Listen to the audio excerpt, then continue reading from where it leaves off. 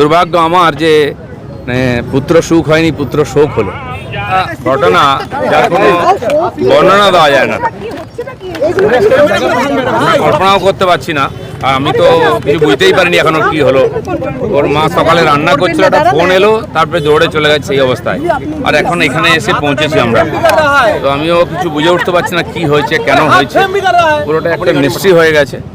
তো যাই হোক, পোস্টমর্টম হবে, রিপোর্ট আসবে, জানা যাবে কি হয়েছে, কেন হলো। এরকম একটা জলজান্ত ছেলে কীভাবে চলে গেল আমাদের ছেড়ে, এর কোনো বলারও কিছু নেই। আর বিশেষ করে ওর মা, যার সব কিছু ছিল, ছেলে সে চলে গেল। এত কষ্ট করে তাকে মানুষ করেছে, সর্বগুণ সম্পন্ন ছেলে, পড়াশোনায় ভালো, দেখতে শুনতে, কথাবার্তা, কখনো আমিও সন্দেহ করিনি এরকম হতে পারে। তো যাই হোক, মানে এর তো কোনো ক্ষতিপূরণও হয় না, এর কোনো বর্ণনাও হয় না।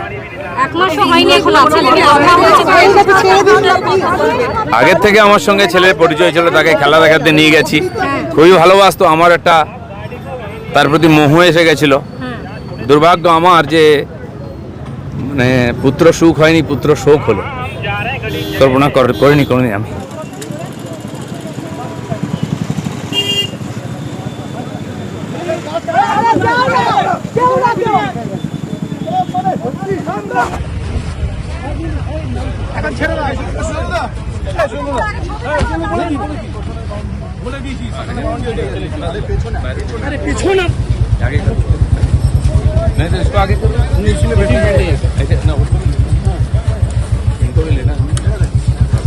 শরীর ভালো নেই,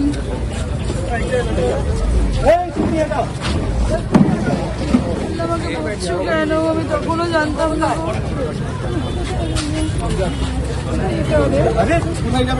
দাঁড়া, এখানে দাঁড়া, গাড়ি আসছে। কি করছিস তুই? ফেলেই যাচ্ছিস তো আমাকে। দেখেন, আমরা এক সমান তুলবেন, ঠিক আছে? ওইদিকে ধরেন, ধরো নাও, আস্তে ওইদিকে নিচে ধরেন। হ্যাঁ হ্যাঁ,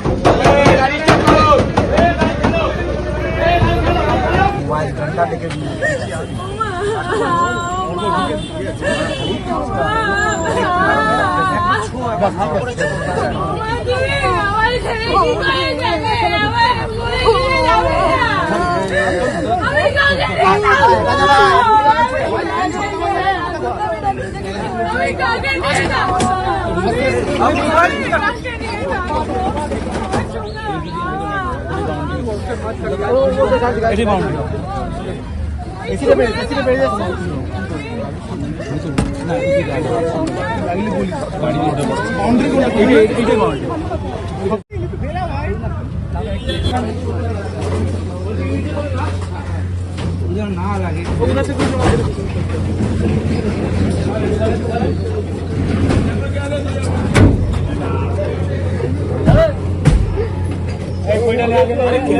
কোথায় ঢুকিয়ে দিলে গো দাদা? দেখে দেখে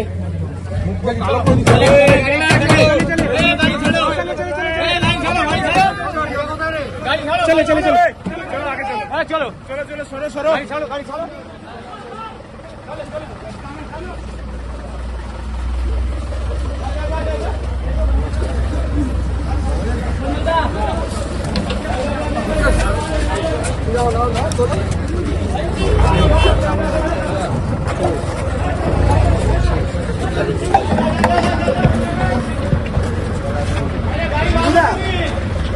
শিবুদা, আমি বাইক স্টার্ট করে পালাচ্ছি, তুমি এই পার্টটা আমায় দিয়ে দাও, আমি যা পার্টটা আছে গাড়িতে তো যেতে হবে।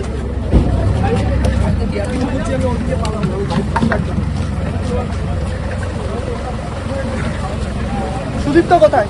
ঠিক আছে, আগে না সোজা চলো, বার বলো গাড়ি, নিয়ে যাও, আগে নিয়ে যাও, বাদিকে রাখো গাড়ি, বাদিকে লাগাও, अभी বাদিকে লাগাও। সাংবাদিক সঞ্জু দেখা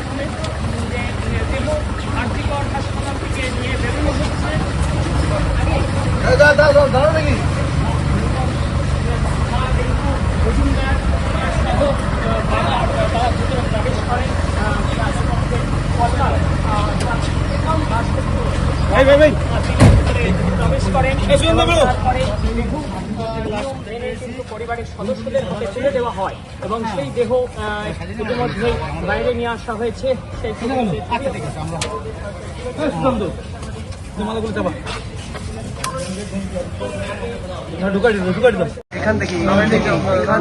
এখান থেকে যাওয়া হবে এখান থেকে